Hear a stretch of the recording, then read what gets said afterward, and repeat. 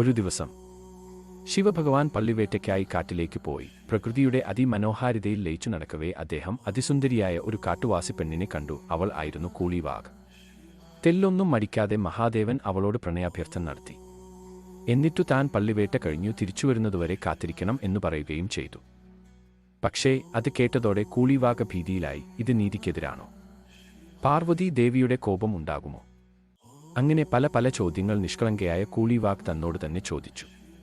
അനിയന്ത്രിതമായി വന്ന ഭയം കൊണ്ടും ശങ്കയാലും കൂളിവാഗ് പാർവതിദേവിയെ മനമുരുകി പ്രാർത്ഥിച്ചു. ആശ്രിതവത്സലയായ ദേവി പാർവതി അവൾക്കു മുന്നിൽ പ്രത്യക്ഷയായി. ദേവി പറഞ്ഞു, മനസ്സിവിനി, നീ എന്നോടൊപ്പം മുൻജന്മത്തിൽ നിന്നിരുന്ന എന്റെ പ്രിയസഖിയല്ലേ?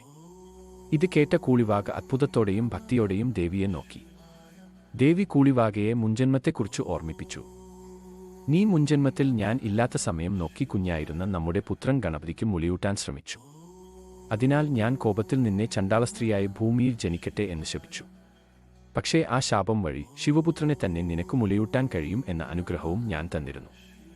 ഇന്നത്തെ നിന്റെ ഈ അവസ്ഥയും ശിവന്റെ ആഗ്രഹവും അതിനു തുടർച്ചയായ ദൈവിക തീരുമാനമാണ്. പാർവതി ദേവിയുടെ ഈ വാക്കുകൾ കേട്ട ശേഷം കൂളിവാഗ് ഭയരഹിതയായി. ശേഷം ദേവി കൂളിവാഗയുടെ രൂപത്തിൽ മഹാദേവനുമായി സംഗമിച്ചു. ആ സംഗമത്തിൽ പിറന്ന ദിവ്യശിശുവാണ് കുട്ടിച്ചാത്തൻ. അവനെ കൂളിവാഗയെ ഏൽപ്പിച്ചു ശിവപാർവതിമാർ കൈലാസത്തിലേക്ക് പോയി. കുട്ടിച്ചാത്തൻ ശിവപുത്രനെന്നറിയാതെ കൂളിവാഗയുടെ മകനായി കാട്ടിൽ വളർന്നു. ഒരിക്കൽ നാരദമുനി ജന്മരഹസ്യം കുട്ടിച്ചാത്തനോട് പറഞ്ഞു. തന്റെ ജന്മസത്യമറിഞ്ഞ് മഹിഷത്തിൽ കയറി മാതാപിതാക്കളെ കാണാൻ കുട്ടിച്ചാത്തൻ കൈലാസത്തിൽ എത്തി. എന്നാൽ നന്ദി ദേവനും ഭൂതഗണങ്ങളും അവനെ അകത്തേക്കു കടത്തിയില്ല. പിന്നെ കുട്ടിച്ചാത്തൻ മഹാവിഷ്ണുവിന്റെ രൂപം ധരിച്ച് കൈലാസത്തിലെത്തി ശിവപാർവതിമാരെ കണ്ടു. അവന്റെ ഭക്തിയും ഉദ്ദേശശുദ്ധിയും മനസ്സിലാക്കിയ ശിവപാർവതിമാർ അവനെ വിഷ്ണുമായ എന്ന നാമത്തിൽ അനുഗ്രഹിച്ചു.